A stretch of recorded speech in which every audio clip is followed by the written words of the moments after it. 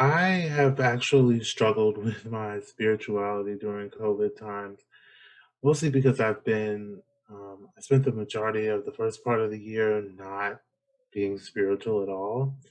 And then, yet still attending my chalice circle. And then towards the end of the year, I started to realize that I needed to be more involved and to do more at ERUUF because prior to COVID times, I was doing lots of things, whether it was like I think I've been to almost every class they've offered. So the elevator speech, the coming of age, like all of the things that have been offered, I've tried to do prior to COVID, and then I just stopped doing anything. So it was really um, enlightening when I started to get involved again that it was something that I really missed, and I didn't realize that I really missed it. ERUF means a lot more to me than I guess I realized. One thing I'm looking forward to is just meeting everyone and actually getting to know you in person and in all the extra ways that being in person helps to get to know people and feel connected. So I'm excited about that. I learned that even though I am introverted and I'm normally fine with lots of alone time, that I need to see people, and that ERUF has been an important part of that. Um, so at first it was difficult getting used to not meeting in person, not going to services or other things, and I've really appreciated how we've been able to continue to connect as a community, with services or coffee hours or classes or learning opportunities, and even remotely. And that's been important to me. So I'm glad that we overcame that technical challenge and learned how to do it. But I am really looking forward to being together with people and singing together. And I'm also looking forward to actually being able to do OWL classes in person with 6 and 7 year olds, or maybe 7 and 8 year olds, because we missed that year. For many months, the multicultural team planned a trip to Alabama for a racial justice trip, seeing many of the sites that were very prominent in the civil rights movement back in the 60s. And we spent a lot of time planning. The word went out and we filled up a 50-seat bus immediately, have a waiting list, which was wonderful. Then we know COVID struck. And so then we were saying, oh, well, we're going to do it in 2021. And we're in 2021 and it's not happening. So we've done all the planning. We're looking forward to doing the trip in 2022.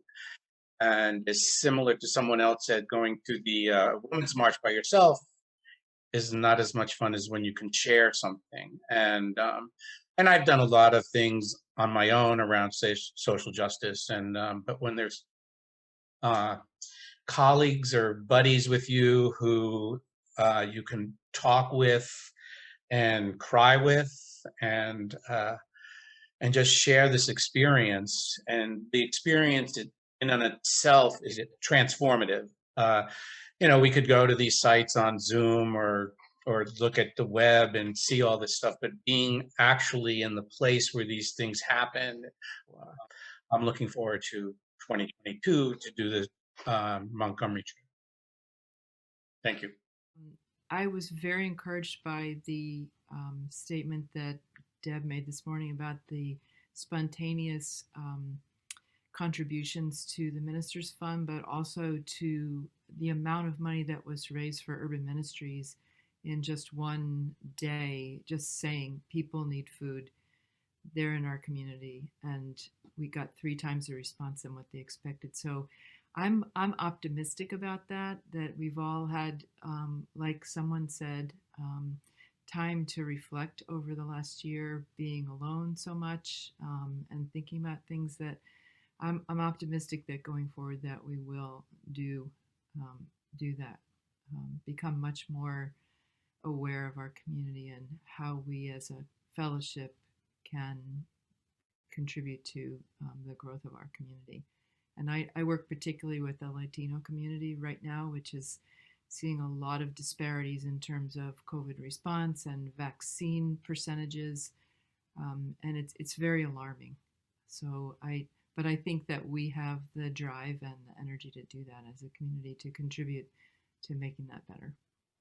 I think after this pandemic, we'll really have to think about what inequities were revealed during the pandemic and how do we address those. I feel like we need to reflect on how the trauma of this time, both old trauma and new trauma that's been kind of layered for many people, and kind of reflect on how that affects how people behave, how we treat each other, what people need. That can be positive things that are revealed, and sometimes people are really struggling. And I feel like we need to assess as a congregation and as a community and just be able to take care of each other more effectively, and also take care of ourselves so that we can be more effective helping the community and our larger world. I think ERUUF needs to think about what that means, what's been happening in this country, you know, and how can we be more visibly a home for justice and fairness and equity and action, you know, whether it's, you know, living wages, affordable housing, all the things that have exacerbated the trauma because you know, people didn't have the right kind of housing, the right kind of wages, the right kind of social safety net that has been gradually disintegrating over the years, and how we need to change that and be a home in the community for people who want to do that work. And I'd like to see us do more of it.